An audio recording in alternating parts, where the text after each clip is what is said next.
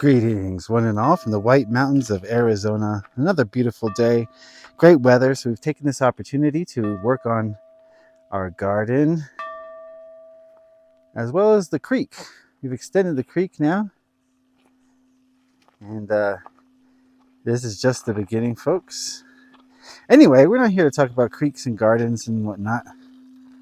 We're here to talk about channeling, and today we're going to do a very interesting channeling. This idea comes from my dad, who joined us for one channeling in the past, if you remember. Maybe Tara will put a card that you can watch. And basically, we got a little visitor here. His idea was, why don't you channel the smaller world? And I was like, ooh, that's a good one. What I mean by smaller world is we all have cells, and within those cells, there's different elements. And so what we want to do is just ask if there's consciousness there, how it works. I can kind of explain the way I look at it. I see reality as sort of a fractal image, and hopefully we'll be able to put a video of a fractal video for you. And basically the way I see reality is that it's infinite in all directions. You go infinitely backwards in size and in vibration and energy, and infinitely forwards and infinitely in every direction. So we're just a single point on this fractal that's just infinite. Watering the trees a little bit here. This one needs some help, so I dug a ditch for him to soak up some water. There's a root under there. So yeah, we want to get some information on the smaller worlds, worlds that are quote unquote beneath us, but just smaller in scale, I guess. So we're going to talk to ourselves, perhaps. I don't know who Tara is going to channel, but we will find out soon enough. Okay. Oh, here we go. All right, who do you got there? It's my heart. We're talking to your heart. Yeah, the actual muscle.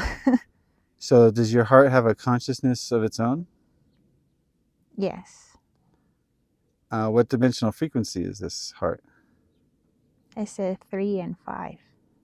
3 and 5. So in 3D, it's a heart in your body pumping blood. Yes. And in 5D, it's a light being with a specific mission? I suppose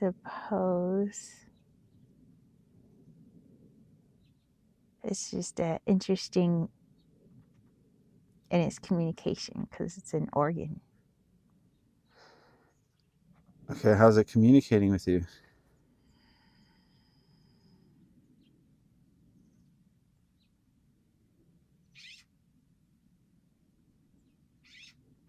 Perhaps hard for her to understand, differentiating from her own higher self and the beings within. We are being, we are collective with you. So you share a consciousness and a higher self with Tara. Yes. So your mission is Tara's mission? Partly side mission for the vessel. Of course, mission 3-dimensional. Stay alive. Also, convey messages. Mission also build community within the physicality that I am surrounded by. Also, mission connect to other beings like myself.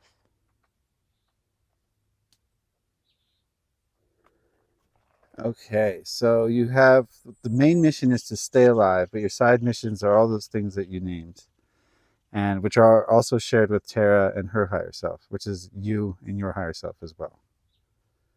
Yes. Okay, so since you have consciousness, does that also mean that your cells, as we know them, have consciousness as well?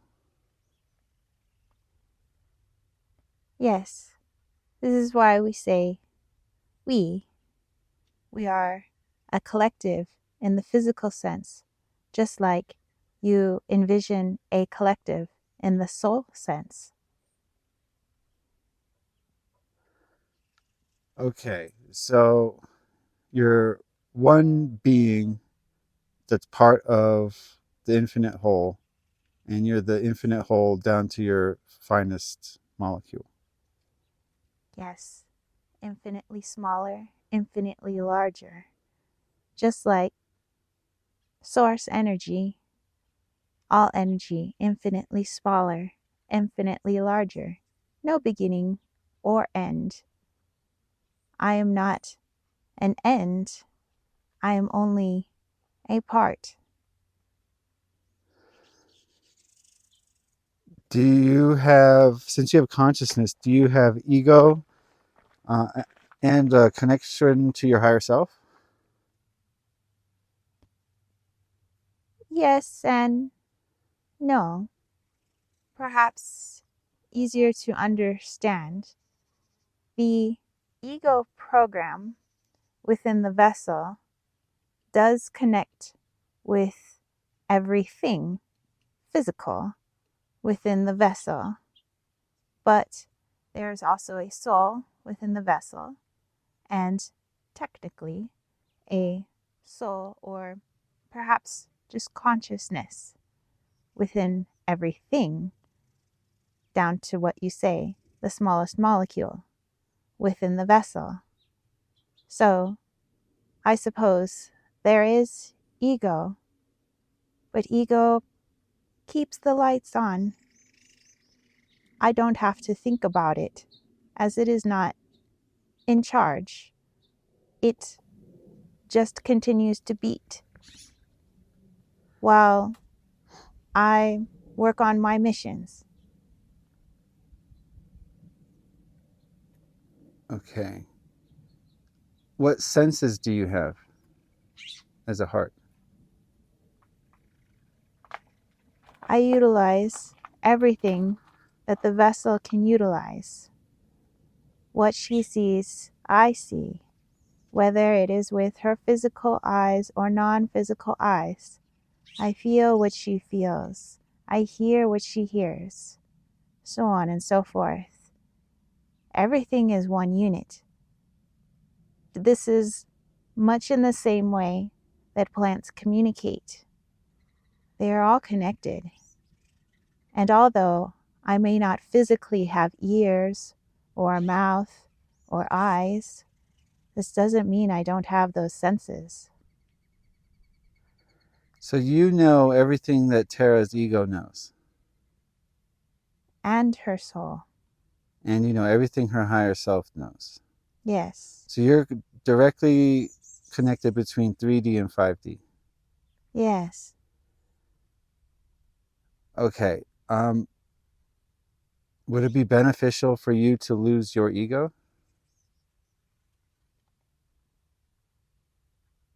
Perhaps loss of ego creates loss of functioning. Unsure. Have not tried. Only at the whims of the vessel and the soul within the vessel. Cannot violate free will.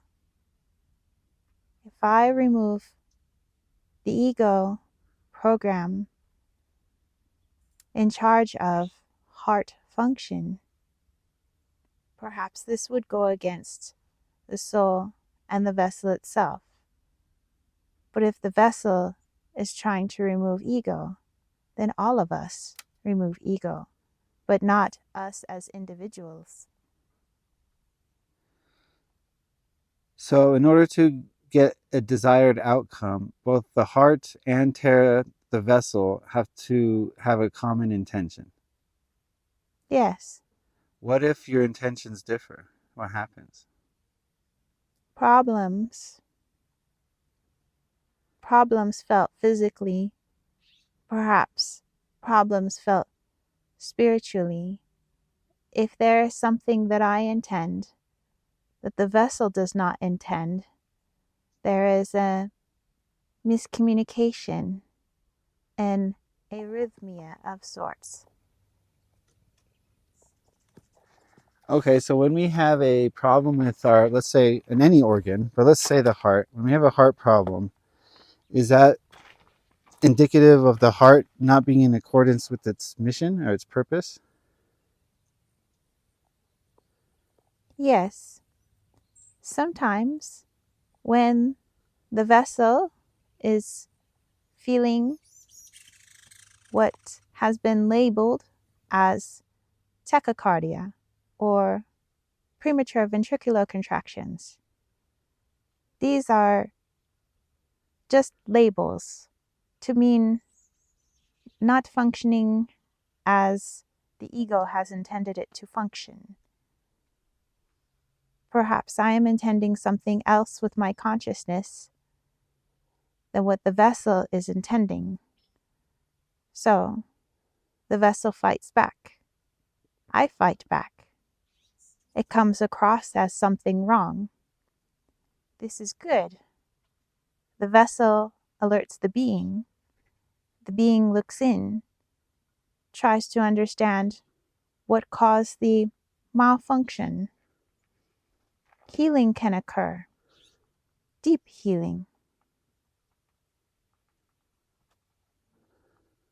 Okay, so in Tara's case, her ego wanted one thing and her higher self wanted another. Yes. And it was related to working in the matrix system. Yes, if you look at it symbolically, her heart was not in it. When your heart is not in something, then you are out of alignment with your own heart. It will cause a malfunction, not on purpose. It's just what happens to alert you that something is wrong. But many just look at the symptom and not the cause.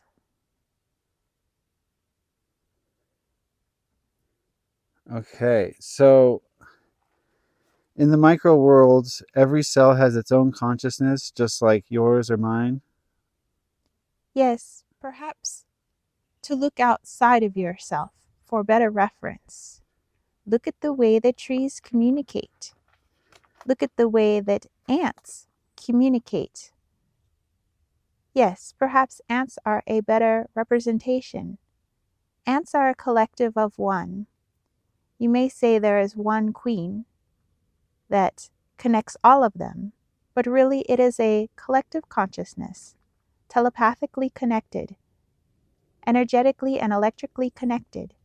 Yet they are all individual consciousnesses that are able to think for themselves. And one alerts that something is wrong, then they all feel that something is wrong, and they all rush to the aid. When one finds a source of food, they have all found the source of food. This is how the world within the world we live operate. Okay, so basically, I don't want to use the word smaller, but every smaller cell is subservient to the cell above it, or the consciousness above it. Not subservient, but connected. They have an understanding of the what might be seen as the larger cell or the cell above it. It is more like a vessel within a vessel within a vessel. All have to be in alignment. If there is a miscommunication, problems occur because it is a very delicate machine. So you as a heart, you're aware you're within a vessel. Yes, I know everything she knows. Is Tara as a whole within a vessel? Of course you are. Does Tara know that she's within a vessel? To some degree, So is Tara's higher self just the vessel above her? the vessel is within, yes, the soul. The soul is within environments that are invisible to your eye. Expanding outwards, you have what you call your planet, your home. But that is within things, and that is within things, infinitely outwards. So is it correct to say that the next vessel outwards for Terra is the black cube matrix? That is a large vessel out, yes. But also the cube is within. More. It is not empty outside the cube. But is the next vessel up from Terra's vessel the cube? Is that correct? Yes, we could say this. Okay, so the cube is within another vessel, which is within another vessel, and it goes on infinitely in all directions. Yes, you call them dimensions. They are vessels. So is our known universe just a larger organism? Yes, if everything can communicate subconsciously or telepathically, consciousness to consciousness, it is no different than synapses in a brain or cells within a body, all just communicating. Perhaps you use your mouths to communicate as vessels, but there are larger vessels and larger vessels outside of yourself, and you become the cell.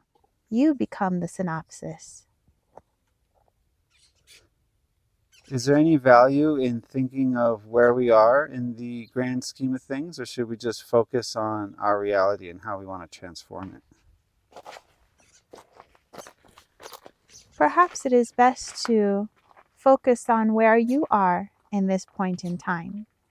If every vessel within this vessel, cells, synapses, mitochondria, all of these, if they were to try to understand every single other cell, trying to look at everything outside of itself, losing sight of its own mission, again, miscommunication occurs.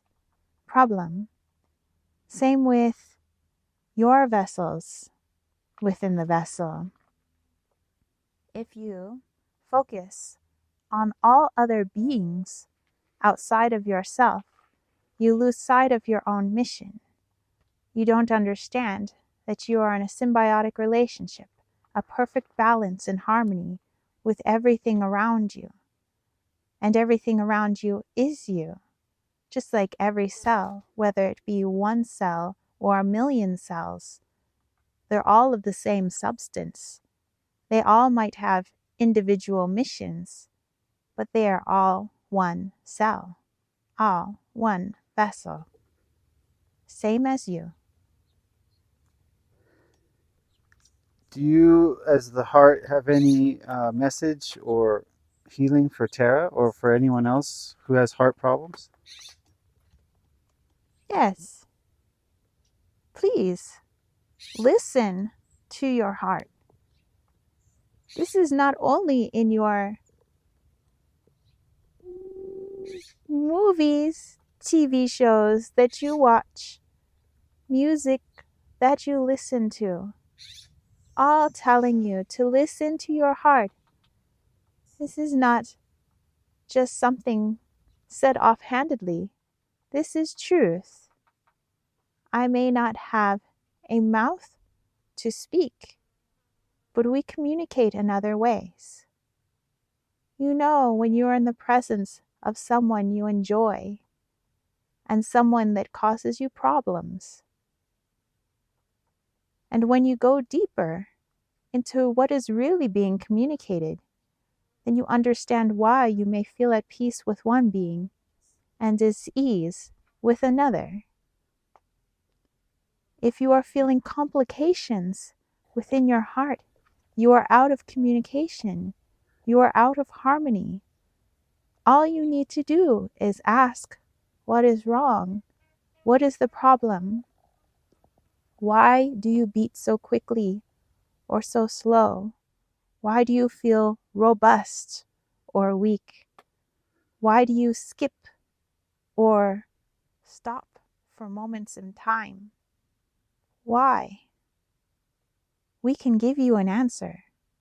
We can show you something beyond what you may understand about the heart. But it is for your own healing. You don't have to take our word for it. You can verify with your own soul that what we speak is truth. All right, very powerful. Thank you for speaking with us today. Thank you for being here and sharing your knowledge. Never expected to speak to you, but here you are, so that's great. Um, Thank you. I love you. Do you have any last message for the people before we go? The heart has been a powerful symbol amongst your vessels, humans, being the center of many religious figures, deities and gods and goddesses. Many put their hand over their heart when they sleep, before they take an oath. Many times it is something that is not looked at until much older, saying time to take care of your heart. But it has always been time to take care of your heart, and the heart takes care of you. We try our best to alert you when there is imbalance. All you have to do, place your hand over us, the heart. Feel our beat. Ask us what we know. We know what you know, but we also know what you don't know.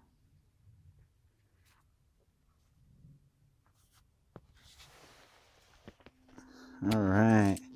Let's let Tara recover. Show you the view from over here. Did you remember that one? Yes. Pretty easy to channel your own heart, huh? Yeah, I suppose so. So what was your takeaway? Well, I guess I understand that. I've always kind of thought that when there was something going on in my body that felt out of balance, that really was because something was out of balance, and it was something that I had to maybe not only heal physically, but find the energetic reason for. And so that's something I've kind of done before. I tried to tap into my heart at times to ask what was wrong, but maybe with this different perspective, I could try tapping in differently with, what my heart has to say, or any other organ or part of my body for that matter. It was cool we talked to a heart, but I was more interested in how the micro world works. And for me, that was fascinating that each thing basically knows it's in a vessel. Mm-hmm. And it's always in a larger vessel. It's always part. So which makes me wonder, like, are we cells in the cube matrix?